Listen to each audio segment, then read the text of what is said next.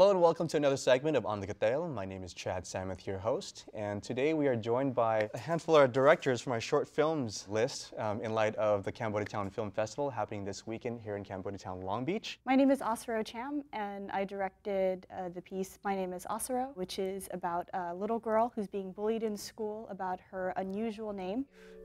So they pressed forward even though danger was everywhere.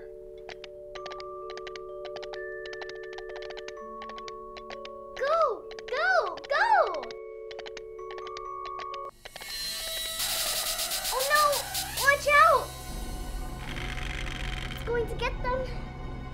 My name is Phuong. I directed Prom Date. I was playing with the theme of like the American culture versus the Cambodian culture and the American rite of passage of going to the prom.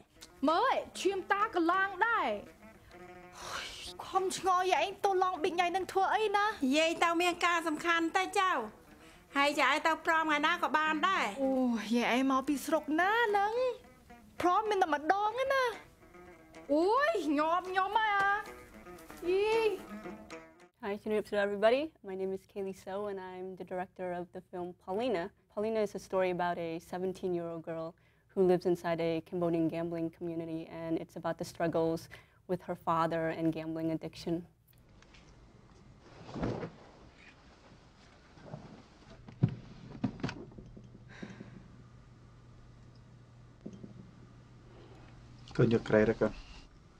No, it's okay, but I'll sleep on the floor. My name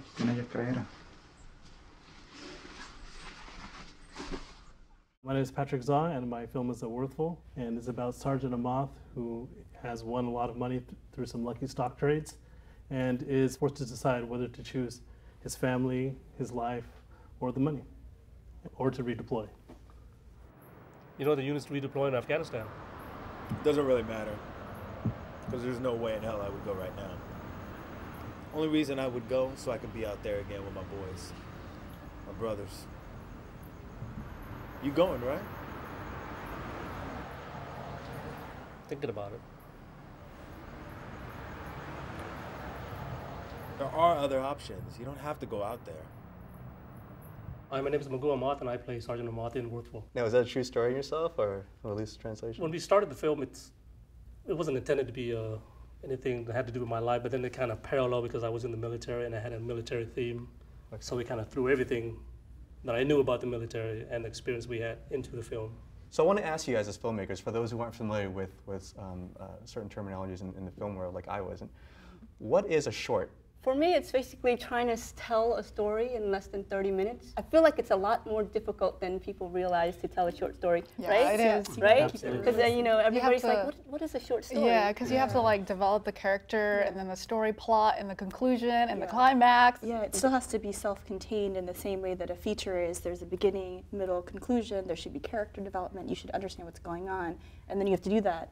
I had a 5-minute limit, so I did that in 5 minutes. It's pretty challenging. The goal for Paulina was the first cut of the film was about 47 minutes long, and everybody was looking at it like, oh my gosh, it's 47 minutes long, and my editor was like, Caylee, I don't know how I'm gonna make this a short film. It's 47 minutes long, and you know, so like I'm on the phone, and you know, it was, you know, sitting down for the very first time watching the film. You have to understand that whenever I sit down to write a short film, I always think about the long form, you know, like we have to still have a character arc. Where are we in these people's lives? The obstacles that are in their way, and how do they transform by the end of this short piece that or this short story that you're telling? Because a layman like myself, right, who, you know, we just watch movies as a viewer, I never even thought about, okay, the challenges and the difficulties that goes into having to compress an entire story into such a short period of time. So that said, what were some of your challenges that you've experienced while making these movies? Like, what were some of the workarounds? What were some of the solutions that you kind of have to you know, figure out to make the story like unfold the way it did? For me, it was crew. It's really hard to like find people to help you for free. Yeah. You know, and that's the challenging of being a filmmaker. Like you're low budget. As far as like writing, I love writing, so that came easily. And character development was like the Prom Date was mostly about like my family structure already, so like the setting was easy to film. For me, I guess it was two things. One, I'd never written a narrative before. I'm trained more in doc, and so having this story about this really complex history, including enough background story, so people are like, oh, the Cham are a people, what's that? So addressing that question and then still having a story about the actual family and the little girl that's being presented. So that was challenging, but really, really fun to write. And then the majority of my piece is stop motion animation, which, as you may know, is literally images that are being captured one image at a time. So I did 93 frames or sequences, so that was 5 to 7 hours a day, every day for a 3-month period with a full-time job.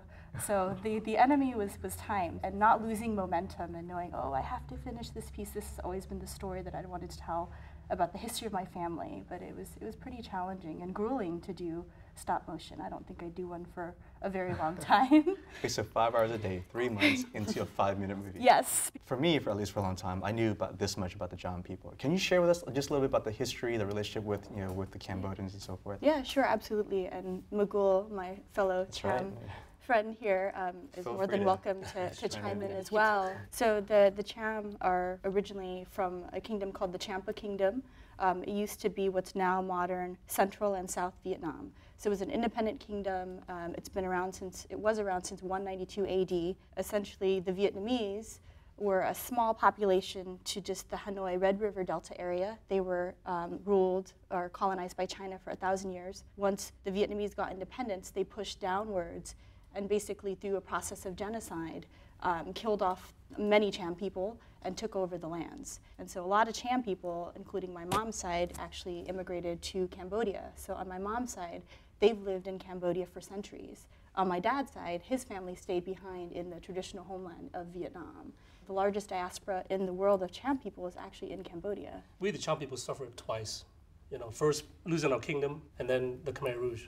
What's it like to be not just a filmmaker, but also, to be Cham? I've been born in Cambodia. I've lived in Cambodia all my life until I came into the States. And my culture has been over-influenced by the Khmer culture, so I see myself as Khmer as well.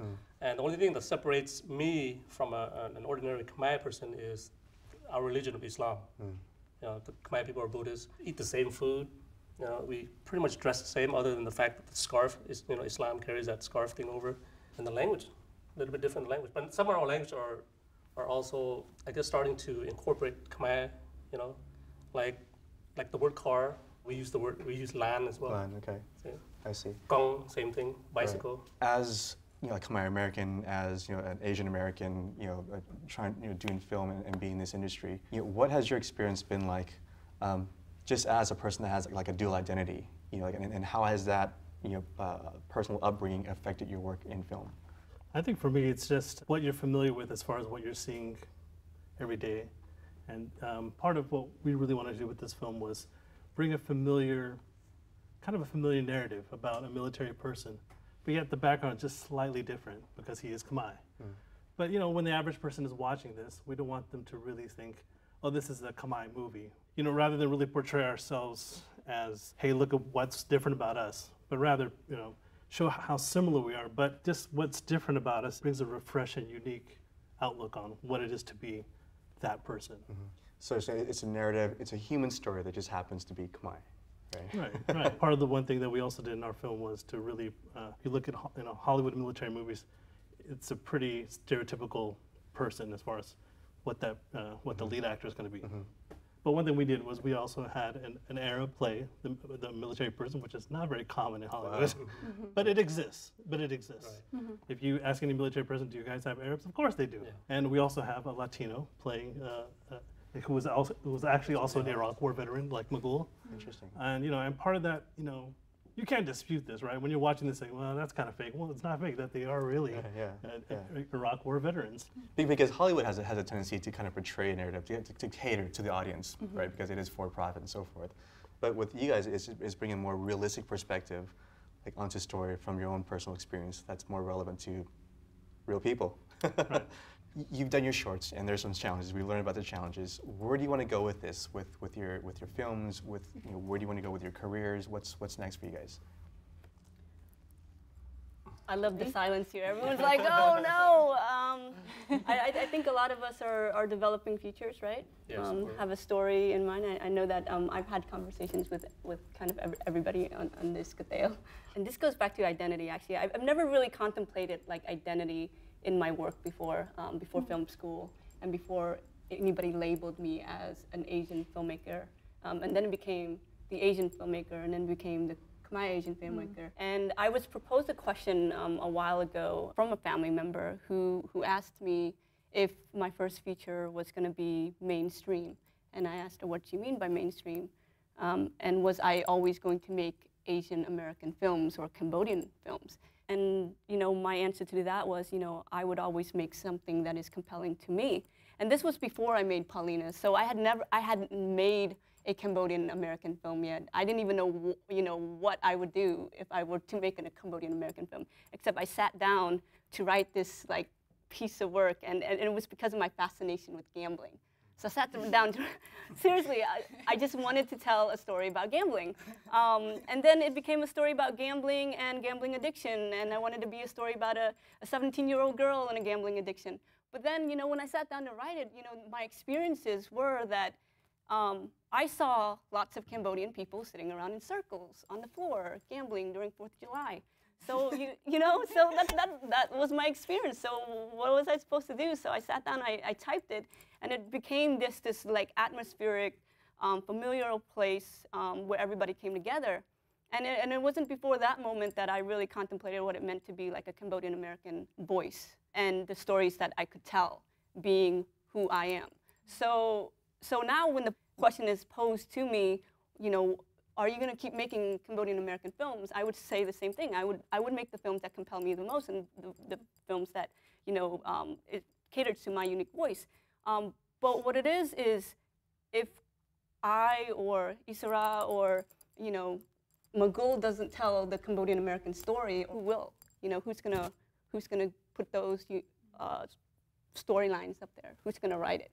So my next feature is probably gonna be a Cambodian American film. I don't know. We started Champa TV. That's how we started. Oh. And the reason why we started that was because we wanted to do something or have some kind of means to preserve the Cham language. We talked about it, and then we started experimenting. Making films about experimenting.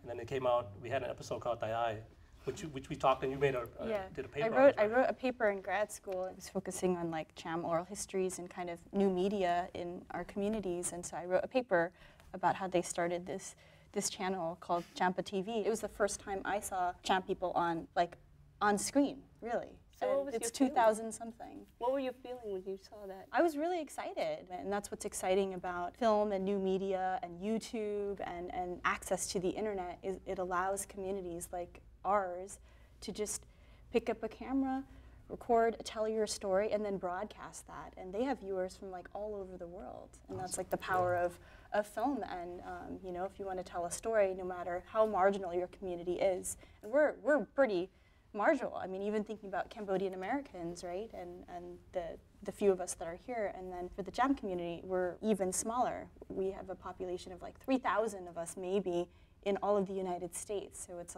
no matter who you are, no matter if you have access to a camera and you have a story to tell and it's important to you, then you could do it and you can connect with people. So it's really empowering. I actually connected to Magul on YouTube too, because somebody was like, oh my gosh, there's this Cham channel and there's these actors who are Cambodian, you should check it out. And so I went on and I looked up, this Cham TV, Champa TV, and he came on screen. I was like, oh, I could possibly use him. so I did. I Facebooked him. I was like, hey, I'm Caylee So, and I'm making this film. How are you doing? You want to meet up? So I actually have a question for Chhouk. So in your movie, you've actually brought in a lot of your relatives and family members. So what was that like, working with family members and kind of using the resources that you had, which were kind of limited, was it? And then what was your experience in putting that together?